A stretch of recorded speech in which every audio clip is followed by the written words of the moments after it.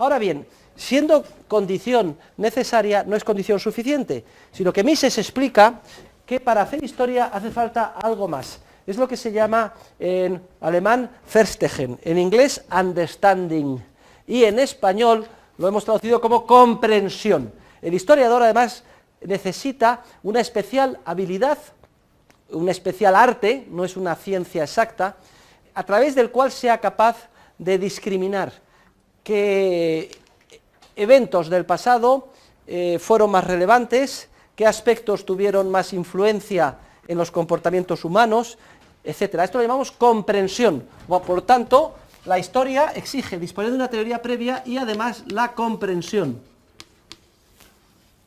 La comprensión es un conocimiento que van adquiriendo los historiadores con la práctica sobre la relevancia o la importancia de los diferentes factores que influyeron en el comportamiento de los seres humanos, con toda su riqueza, juicios de valoración, etcétera. Entonces, esto explica que dos historiadores igualmente formados, igualmente imparciales, no sesgados por razones ideológicas, etcétera, disponiendo de la misma teoría, sin embargo, hagan una presentación de los hechos históricos y una interpretación de los mismos distinta, porque puede ser que su comprensión, que es como si dijéramos el cable que permite enchufar la teoría con los hechos, relativa a la importancia o relevancia de los factores concretos que influyeron en cada comportamiento histórico que analizan, sea distinta. Entonces alguno puede pensar, no hombre, es que me parece que pone el ejemplo Mises en la acción humana.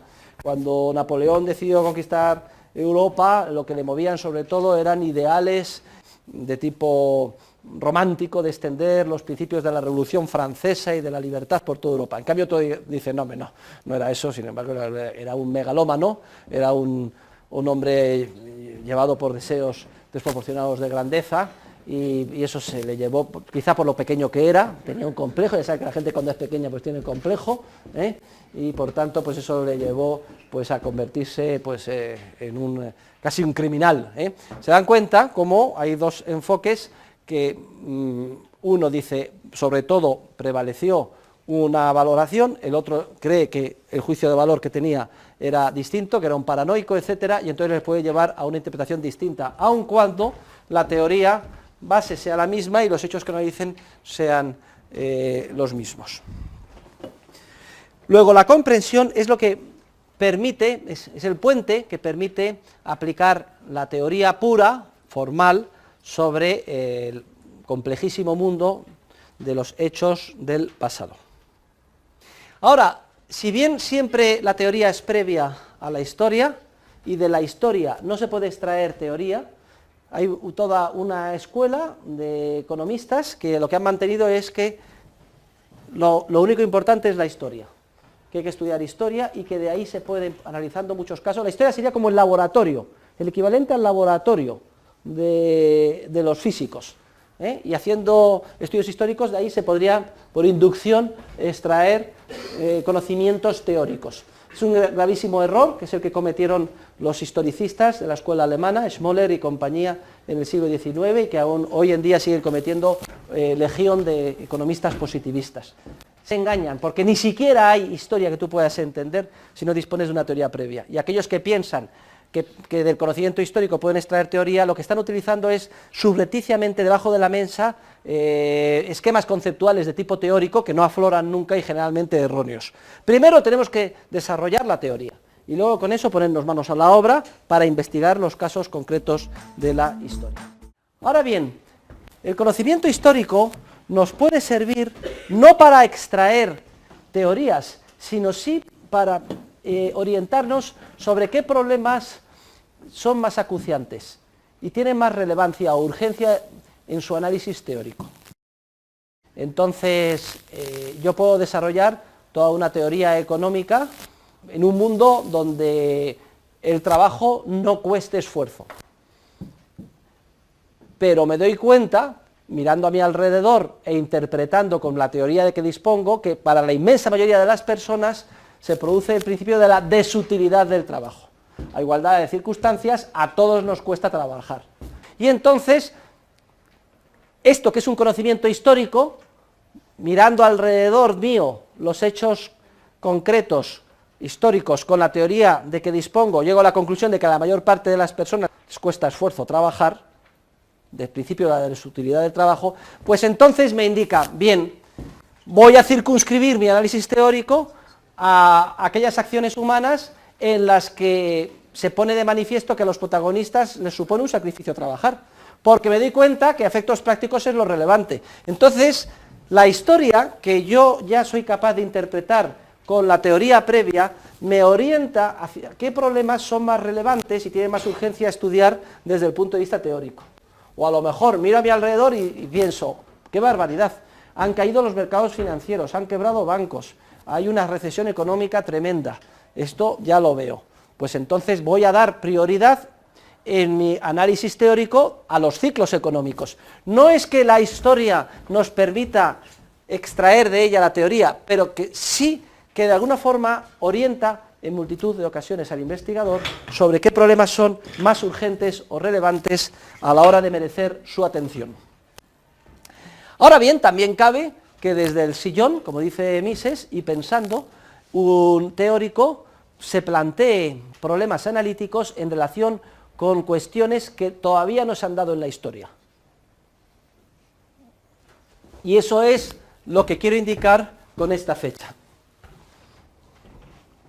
Cabe la elaboración de teorías en relación con fenómenos que se pueden considerar importantes, aunque todavía no han acaecido, pero que por alguna razón el estudioso, el teórico puro, piensa que puede llegar a tener relevancia el día de mañana, en un futuro más o menos lejano. ¿Qué sé yo? Es como si Mises en el año 1911, pensando como teórico, razonara en los siguientes términos, como de hecho razonó.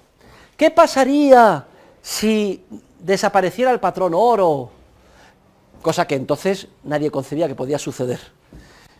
Y toda la base del sistema monetario fuera papel moneda puramente fiduciario, y como consecuencia de esto, los gobiernos y bancos centrales manipularan el dinero reduciendo los tipos de interés, y entonces concibe unos eventos que todavía no se han dado nunca, y sin embargo considera que pueden ser relevantes y desarrolla toda una teoría del ciclo, que efectivamente 20, 30, 40 años después adquiere una relevancia enorme, un protagonismo que no se podía imaginar cuando él lo estaba analizando por primera vez. Esto sería el caso de aquellos que desarrollan teorías sin que sigan los dictados de lo urgente en función de lo que observan a su alrededor, pero piensan que pueden llegar a ser relevantes en un futuro más o menos lejano. Y esto se representa por esta flecha que tenemos aquí. Algunas veces se ha dicho que el conjunto de los conocimientos de la teoría y de la historia daría lugar a lo que se llama la economía aplicada, economía teórica que se aplica interpretativamente a los estudios de la historia. También este conjunto, aparte de economía aplicada, a veces se le llama economía política. De hecho, el título de mi cátedra es catedrático de economía política. Y si ustedes leen mis libros, por ejemplo, Dinero, Crédito Bancario y Ciclos Económicos, verán que están llenos de ilustraciones históricas, porque aplico la teoría para interpretar la realidad, sin caer nunca en el error de pensar que es la realidad de la que uno extrae los conocimientos teóricos. Es al revés. Hay que disponer siempre con carácter previo de una teoría para poder interpretar lo que sucede a nuestro alrededor. El método de economía política es un método esencialmente a priorístico y deductivo. ¿Qué significa que el método de la economía política sea a priorístico?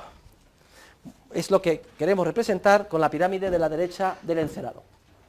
Pues significa que construimos nuestra disciplina de la siguiente manera. Siempre se parte de un axioma, de un presupuesto irreductible, que representamos en el vértice de arriba, que ya hemos estudiado en clase y hemos dicho que el punto de partida, el presupuesto irreductible, que no cabe referir a ningún otro, en la teoría económica es siempre el concepto de acción humana. Y ese es un presupuesto irreductible, evidente por sí mismo. no cabe negar que la piedra angular sobre la que se construye el edificio teórico de la economía sea la acción humana sin contradecirse a uno mismo. Es decir, si yo niego que el punto de partida del proceso de construcción metodológica de la economía sea la acción humana, estoy cayendo en una contradicción lógica irresoluble, porque precisamente el negar eso es una acción humana. Mi objetivo, negarlo. Medios, pues coger aquí, hacer una exposición, etcétera. Estoy actuando.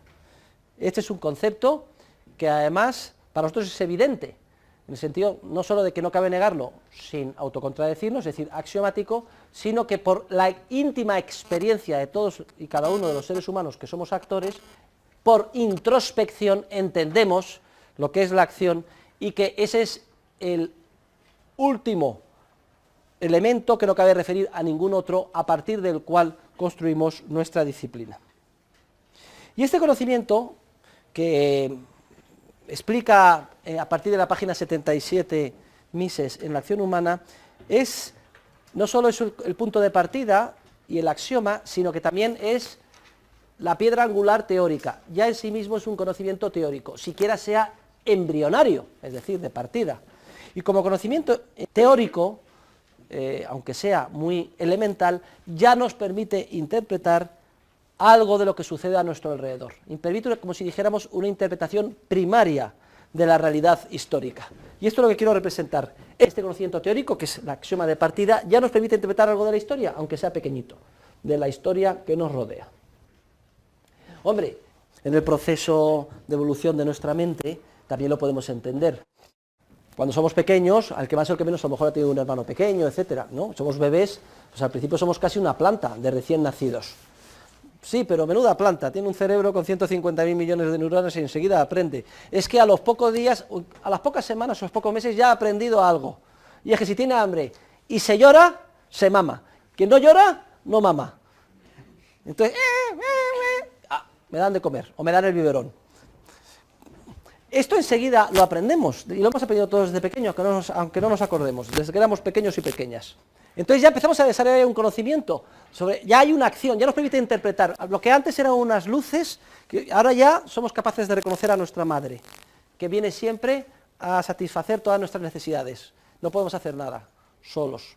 Pero ya estamos interpretando algo de lo que sucede alrededor, gracias a un esquema conceptual que tenemos previo, a priori, que nos permite ver el mundo. Bien, y ya podemos interpretar algo de la realidad que nos rodea, cuando somos pequeños. Y ahora voy a hacer un análisis más a fondo para estudiar las acciones humanas en las cuales supongo que se da el principio de la desutilidad del trabajo. Que he visto antes, pienso que en el mundo histórico que me rodea es el relevante.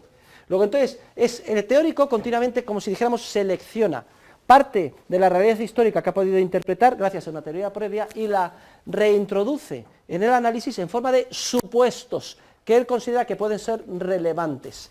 Entonces lo reintroduce en forma de supuestos y a través de la correspondiente cadena de razonamientos lógico-deductivos llega a leyes económicas o teóricas más profundas, más detalladas.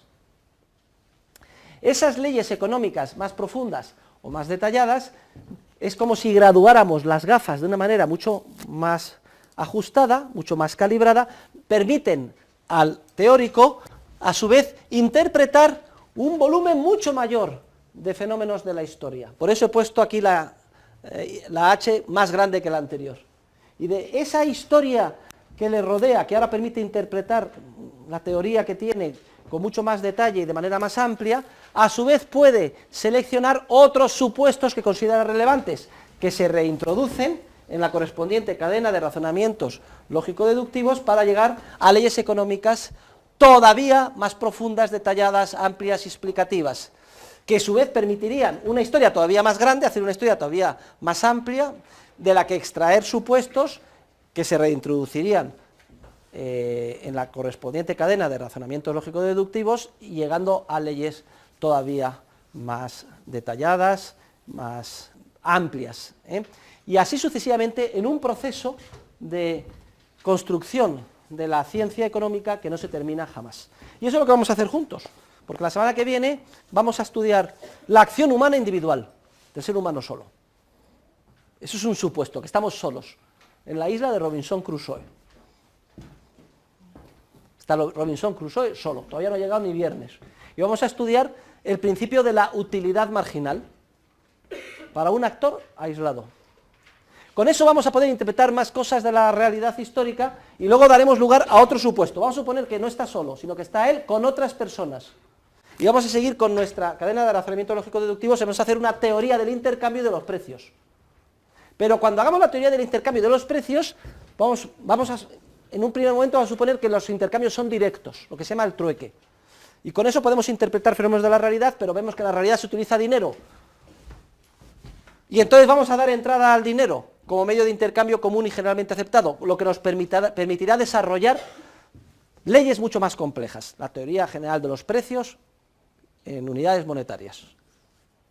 Pero luego, la introducción del dinero, veremos que el dinero puede ser público, privado, puede manipularse o no, ampliar o disminuir su cantidad, y qué relaciones tiene con el tipo de interés. Introduciremos supuestos y desarrollaremos toda una teoría del ciclo económico y del capital, y así sucesivamente, de manera cada vez más amplia y más rica. Ese es el proceso a priorístico y deductivo. A priorístico, a priori, en el sentido de que la ciencia económica siempre es a priori, no es una posteriori que se extrae de los conocimientos de la historia, sino que tiene que estar antes, previa a la historia. Se parte de un axioma y se van ampliando las leyes, haciéndose cada vez más complejas, mediante la correspondiente cadena de razonamientos lógico-deductivos y la introducción como supuestos de la teoría de aquellos que consideramos que pueden llegar a ser relevantes.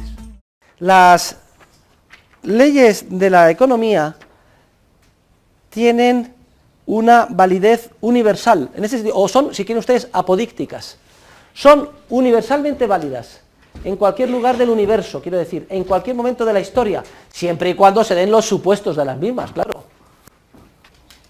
No se puede decir que unas leyes económicas serán ciertas en determinadas circunstancias históricas y en otras no. No. La ley de que a igualdad de circunstancias todo incremento de la demanda tiende a hacer subir el precio es una ley universal válida en cualquier lugar del universo, en cualquier momento de la historia. Lo que pasa es que tiene un supuesto esa ley, a igualdad de circunstancias. Si yo, por ejemplo, voy a un hecho histórico, yo qué sé, y veo que en Irlanda en determinada época subió mucho la demanda de patatas, y voy a ver el precio de las patatas y resulta que no subieron los precios de las patatas, sino que bajaron, entonces, como la ley económica es universalmente válida, siempre a igualdad de circunstancias, un aumento de la demanda tiende a hacer subir el precio, aquí estoy observando en un hecho histórico que no, que subió la demanda y el precio bajó. ¿Qué es lo que pasa? ¿Está la ley equivocada? No, la ley es previa y tiene validez universal. Si yo observo en un hecho histórico concreto que habiendo aumentado la demanda, los precios en vez de subir bajaron, es que los supuestos en ese hecho histórico no se dan.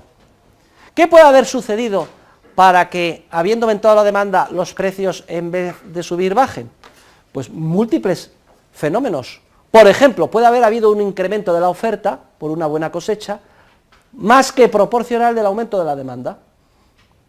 Y entonces, como la ley es universalmente válida, si en ese hecho histórico aparentemente las conclusiones son contradictorias, no es que la ley sea errónea, sino que nos orientará como historiadores a buscar qué otros fenómenos históricos han hecho que los supuestos no se den. Luego, cuidado, validez universal de todas las teorías económicas. También se dice, tradicionalmente, que el método de la ciencia económica es un método basado en el individualismo metodológico. Menger escribió un tratado de metodología que se llama Investigaciones sobre el método de las ciencias sociales con especial aplicación a la economía, en el que resumió todo su posicionamiento metodológico en contra de los historicistas. Y él se refiere al término de atomismo metodológico. No me gusta porque procede del término átomo, que está extraído, cogido del mundo de la ciencia natural. ¿Qué significa el individualismo metodológico? O como dice en un primer momento, de manera torpe Karl Menger, el atomismo metodológico. significa que toda la construcción de la teoría económica ha de ser retrotraíble a la acción humana, a la acción del ser humano como individuo. Es decir, que la acción humana individual es el punto de partida de todo, y que todas las leyes económicas que construyamos juntos y elaboremos juntos, tenemos que ser capaces de fundamentarlas, retrotraerlas hacia atrás, siempre a la acción humana individual. Que el centro sobre el que pivota toda la ciencia económica es el ser humano. Esto es muy bonito porque hace que de la economía la ciencia humanista por excelencia. Luego, por tanto, todas las leyes económicas o pseudo leyes económicas que ustedes estudien el día de mañana o lean o vean comentarios basadas en agregados o en conceptos estadísticos, en las que no sean capaces ustedes de relacionarlas con la acción humana individual, pip, pip, pip, que se encienda una alarma roja, porque seguro que son leyes erróneas, porque se han construido metodológicamente de manera viciada y llevan a conclusiones perjudiciales. En cuanto leyen en la pizarra de fórmulas relacionando demanda agregada, nivel general de precios, multiplicadores, y ustedes digan, pero ¿y eso cómo se conecta con la acción humana individual? No se conecta con la acción humana individual, son conceptos que medimos los estadísticos y los ingenieros sociales y los manipulamos. Se tiene que encender una luz roja, porque están violando el principio del individualismo metodológico, es decir, de que siempre que construyamos nuestra ciencia seamos capaces de entender qué conexión hay entre las leyes a las que hemos llegado y la acción humana individual. De hecho, Hayek tiene una cita muy popular, famosa, dice que no es exagerado afirmar que todo avance en la ciencia económica se ha producido como resultado de prevalecer este punto de vista subjetivista del individualismo metodológico, y que cuando se viola ese principio, pues se cometen los más graves errores en nuestra disciplina. El positivismo y la ingeniería social han sido los grandes ídolos que indirectamente han causado todos los conflictos, genocidios, etcétera, que han asolado a la humanidad en el siglo pasado, en el siglo XX. Por tanto, es mi responsabilidad presentarles a ustedes mi crítica al positivismo. La crítica al positivismo la tienen en mi artículo Método y crisis en la ciencia económica. Hayek al positivismo le llama cientismo. Escriban ustedes, cientismo, en inglés scientism, cientismo. Y lo define de la siguiente manera, dice que el cientismo es la indiscriminada e indebida aplicación del método de las ciencias naturales al campo de la economía y las ciencias sociales o de la acción humana. ¿Por qué se quiere aplicar el método de la física y de la ciencia natural al ámbito de la acción humana y de la economía, cuando ya es tan obvio, después de todo lo que hemos dicho, el abismo que separa el mundo protagonizado por el ser humano del mundo de las plantas? Hay muchas razones.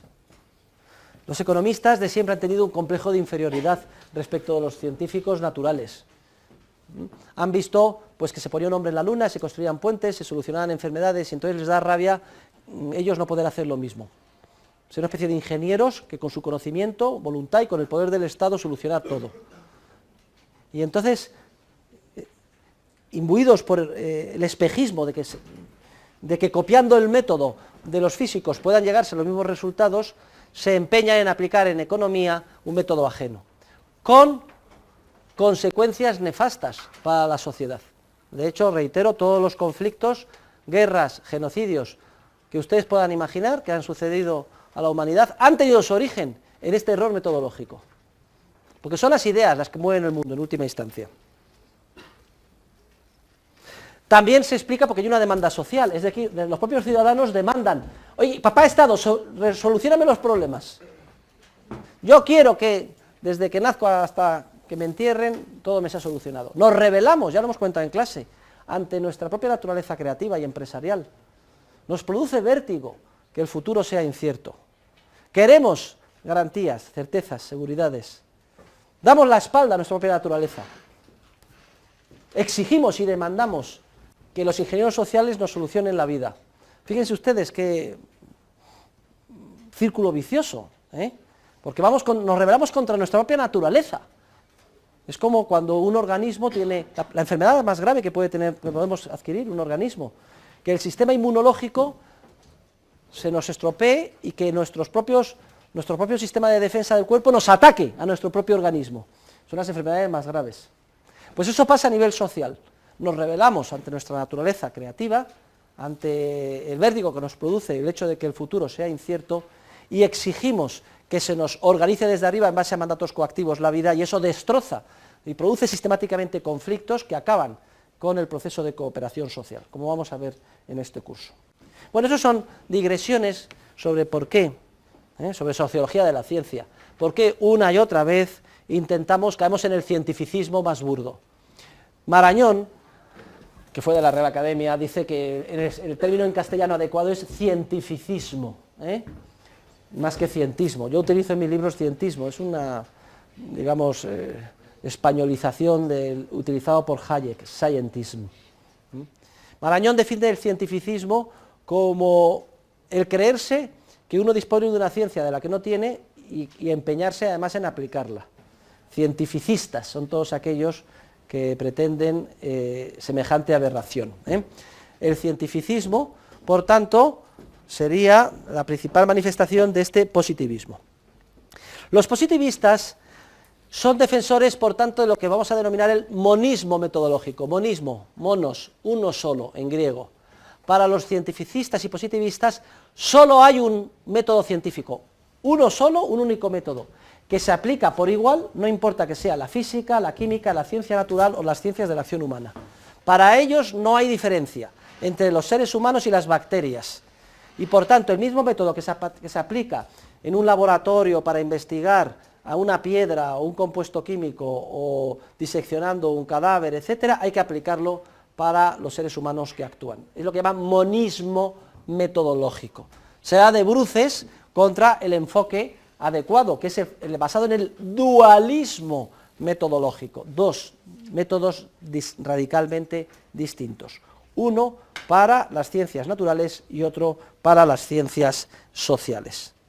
Los positivistas y cientificistas no solo defienden que no hay diferencia entre las ciencias sociales y las naturales y que el método ha de ser el mismo, sino que además critican los axiomas. Dicen que todo conocimiento axiomático a priori es metafísica. Fíjense ustedes, meta en griego significa más allá de la física. Para ellos solo es ciencia y la reina de la ciencia es la física, y por tanto, para ellos, como la física es sinónimo de ciencia por antonomasia, todo conocimiento axiomático lo califican de metafísica, es decir, de no científico, que está fuera de la ciencia. Lo digo para que se pongan ustedes en guardia. Y luego, con carácter generalizado, los cientificistas, los cientistas, los positivistas, son deterministas y materialistas. ¿Se acuerdan nuestra pirámide de esquemas jerárquicos de órdenes que veíamos ayer o antes de ayer? Pues ellos dicen que es el mundo de lo simple lo que determina el mundo de lo complejo, de lo espiritual, que las relaciones son de abajo a arriba y no, como nosotros decíamos, de arriba a abajo. De hecho, criticábamos el determinismo diciendo que era inaplicable a sí mismo, no era aplicable el criterio determinista a los deterministas. Si todo está determinado, también está determinado tu idea de que todo está determinado y por tanto no tiene ningún valor científico. Y además decíamos que en última instancia es absurdo, que no cabe concebir un mundo, ni siquiera nosotros mismos, sin el principio del libre albedrío. ¿Qué es esto de que toda nuestra acción está determinada por meros estímulos del mundo exterior, de tipo físico, primarios, de lo que hemos visto, la luz que nos ha dado, lo que hemos bebido, etcétera? Luego, lo digo porque aquí hay un enfrentamiento, pero un enfrentamiento a muerte, o unos tenemos razón o tienen los otros, y además con implicaciones gravísimas para el proceso de cooperación social. ¿O es cierto que los seres humanos son como las bacterias, manipulables en la sociedad como si fuera plastilina por ingenieros sociales, que se debe aplicar un único método, el mismo, a la física, a la técnica y a la ingeniería que a la sociedad? Y además que son los elementos base del mundo de la física los que determinan las relaciones espirituales y la acción humana. ¿O es cierto eso?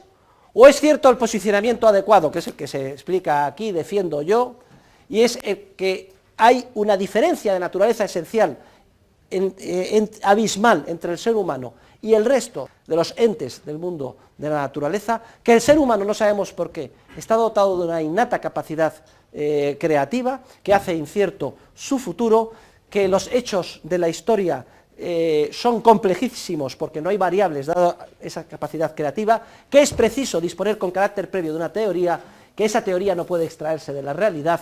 El dualismo metodológico, por tanto, es una exigencia a la que no podemos renunciar como científicos sociales, y el cientismo, el positivismo y la ingeniería social son gravísimos errores que han producido y producen y producirán siempre que se intenten llevar a la práctica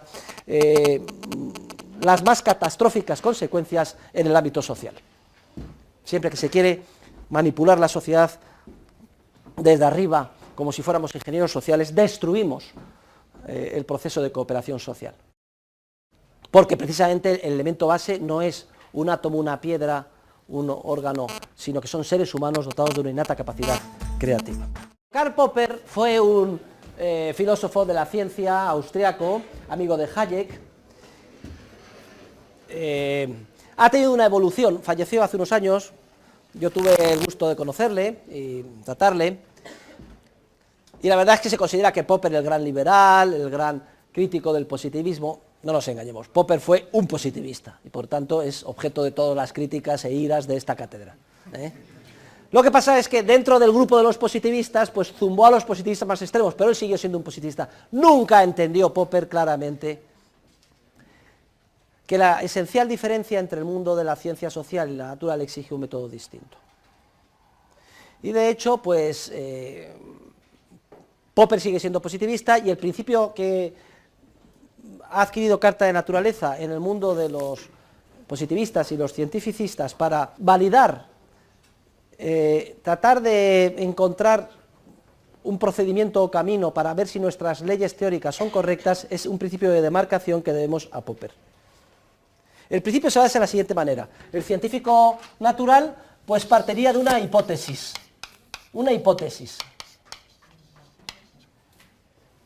algo que yo creo que puede suceder. Y entonces, lo que se trataría es en ir a la realidad mediante un experimento de laboratorio, etcétera, para ver si la realidad es conforme a la hipótesis. Si la realidad es conforme a la hipótesis, si es conforme, entonces se acepta la hipótesis, pero con criterios de provisionalidad. Esta es una idea típica de Popper, que es de las menos malas. Es decir, bueno, pues como la hipótesis parece que se ve confirmada en la realidad que nos rodea, en el experimento de laboratorio, la aceptamos y consideramos que es cierta mi ley, mi hipótesis, pero cuidado, con criterios de provisionalidad. No descarto que el día de mañana otro experimento de laboratorio, otro descubrimiento, etcétera, me refute la hipótesis, porque puede ser que la hipótesis no sea conforme.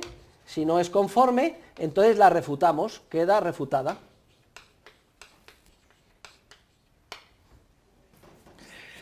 Este poder ir a la realidad para ver si es conforme a la misma o no y es refutada, es lo que los metodólogos llaman la capacidad de que la hipótesis sea falsable. Menudo palabrón, ¿eh? En inglés, que se pueda to falsify. Si la hipótesis es falsable, significa que es posible ir a la realidad para ver si la realidad es conforme, en cuyo caso se acepta como válida, pero con criterios de provisionalidad. Y si no, no se acepta, este criterio se llama criterio de falsabilidad, es lo que determinaría el carácter científico de la hipótesis.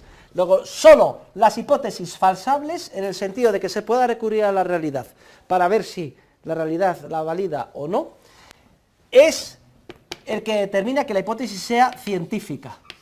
De manera que aquellas hipótesis que no sean falsables se consideran que no son científicas. Y la falsación consiste precisamente en la contrastación empírica. es decir, en ver si los hechos de la realidad confirman o no la hipótesis.